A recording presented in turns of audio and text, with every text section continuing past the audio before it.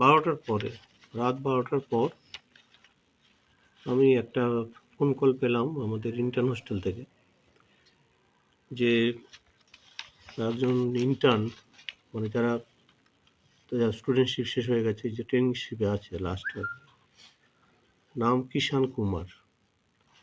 ওর বয়স মোটামুটি 26 প্লাস হবে।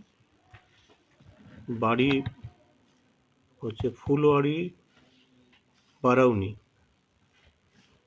বেগুসরাই, বিহার। তো ওকে ওর ঘরে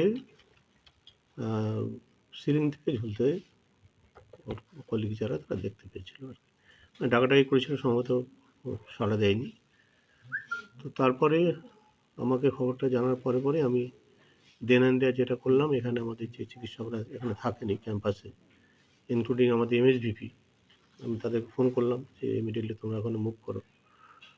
আমাদের যে হোস্টেল সুপার এবং আমাদের সিকিউরিটি যারা ছিল এখানে, এবং আমি আইসি কোতোয়ালি, তাকে ইমিডিয়েটলি ফোন করলাম যে এরকম ঘটনার একটা রিপোর্ট পেলাম, আপনারা উপরে নেমে যাচ্ছি বলে। তারপর আমি ও গাড়ির ব্যবস্থা করে চলে এলাম।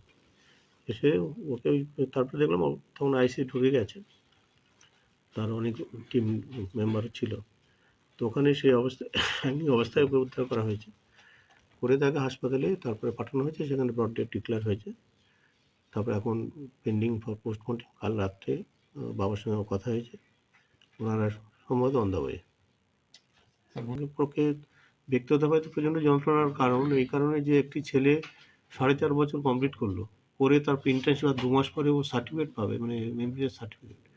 তো তারপরে এরকম একটা ঘটনা, এবং এটা মানে ভাবা যায় না আর কি, মর্মন্তুদ ঘটনা। বাবা মার পক্ষে কীরকম ঘটনা বুঝতেই পারছে না।